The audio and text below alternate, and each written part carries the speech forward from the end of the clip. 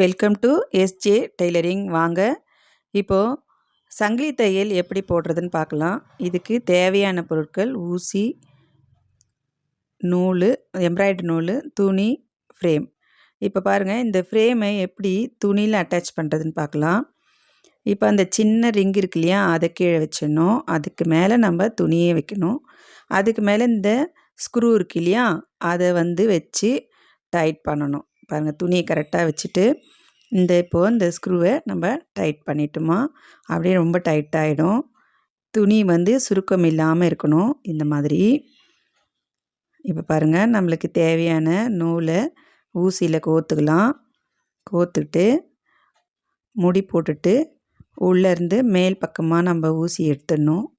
இப்போ பாருங்கள், இது மாதிரி ஒரு பக்கம் குத்திட்டு மேல் நூலை நம்ம ரவுண்ட் பண்ணி இந்த மாதிரி எடுக்கணும். இப்போ பாருங்கள், ஊசி குத்திடுறோமா. இப்போ மேலே இருக்கிற நூலை ஊசியில் சுற்றணும். சுற்றிட்டு இப்படி எடுக்கும்போது ஒரு ரிங் மாதிரி ஒரு வடிவம் வரும். அந்த வடிவம் தான் சங்கிலி மாதிரி இருக்கும். தொடர்ந்து போடும்போது நம்மளுக்கு சங்கிலி தையல் வரும்.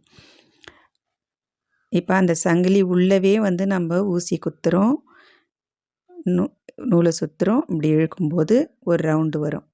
இது அந்த பூ வடிவம் இருக்குது இல்லையா, அந்த பூ வடிவம் முழுசும் நம்ம இதே மாதிரி தச்சுக்கிட்டே வரும்போது குண்டு குண்டாக சங்கிலி தையல் வரும். இதை ரொம்ப இழுத்துடக்கூடாது. இழுக்காமல் நம்ம போட்டுகிட்டே வருமா தான் அந்த ரவுண்டு வரும். ரொம்ப இழுத்துட்டோமா 2 நூலும் ஒன்றாயிட்டு நீட்டாக வந்துடும். அதனால் இதை பாருங்கள், இந்த மாதிரி கையை கிட்ட பிடிச்சி இழுத்து பண்ணணும். இப்போ முடிக்கும்போது என்ன பண்ணணும்னா, லாஸ்ட்டில் முடிக்கிறோம் இல்லையா, ஒரு சங்கிலி போட்டுட்டு அந்த சங்கிலிக்கு வெளி பக்கமாக நம்ம ஊசி குத்தணும். இது லாக் ஸ்டிச்சு. இப்போது பிரியவே பிரியாது. அந்த வடிவம் அப்படியே நின்றுடும். இப்போ நம்ம மறுபடியும் வேறு இதழ் ஆரம்பிக்கும்போது பக்கத்தில் நம்ம ஆரம்பித்து இதே மாதிரி தான் போட்டுக்கிட்டே வரணும். இந்த சங்கிலி தையல் பார்க்கவே ரொம்ப அழகாக இருக்குது பாருங்கள். இப்போது ஃபினிஷ் ஆயிடுச்சு. இப்போ லாக் தையல் போட்டுட்டு நம்ம இந்த பூவை ஃபினிஷ் பண்ணிடலாம்.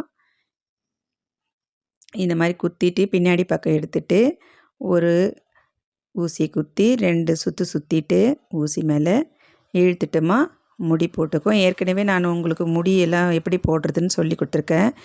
இப்போ கட் பண்ணுறதும் ரொம்ப ஜாக்கிரதையாக கட் பண்ணணும். துணியை கட் பண்ணிடக்கூடாது. நூலை மட்டும் கட் பண்ணி எடுத்துடணும்.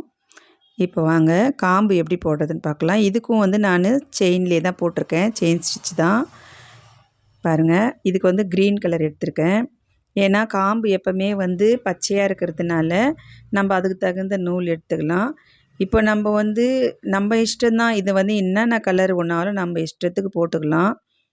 ஆனால் கலர் காம்பினேஷன் ரொம்ப முக்கியம். ஒரு இது போடும்போது ரொம்ப அழகாக போடுறமா தான் ரொம்ப அழகாக இருக்கும் இது. இப்போ பாருங்கள், இந்த இலை போடுறோம் இல்லையா, இலையோட வடிவம் வளைவு வளைவாக வரும். இப்போ பாருங்கள், இந்த இடத்துல நீட்டாக வரணும் இல்லையா மொனை, அதனால் நான் ஒரு லாக் ஸ்டிச் போட்டுட்டு அது பக்கத்தில் இருந்து நான் ஒரு சங்கிலி போடுறேமாங்க. இப்போ போட்டாச்சுங்களா. இப்போ அந்த இடத்த நீட்டாக விட்டுட்டு பக்கத்துலேருந்து நான் சங்கிலி போடுறேன். இப்போ என்ன ஆகும்னா, அந்த இலையோட கூறு அழகாக இருக்கும்.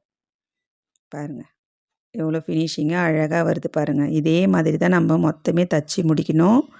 முடிச்சுட்டு கடைசியாக போடும்போது கவனமாக லாக் ஸ்டிச் போடணும். இல்லைனா அது பிரிஞ்சு வந்துடும்.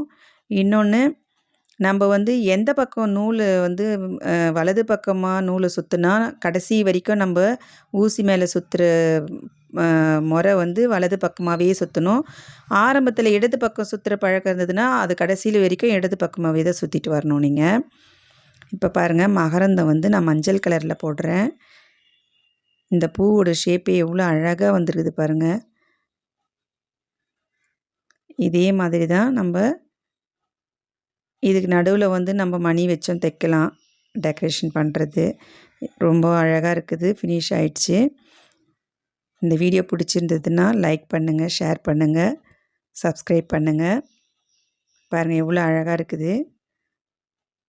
ஏன்னா டவுட் இருந்ததுன்னா கமெண்ட் பாக்ஸில் நீங்கள் கமெண்ட் பண்ணுங்கள். தேங்க்யூ.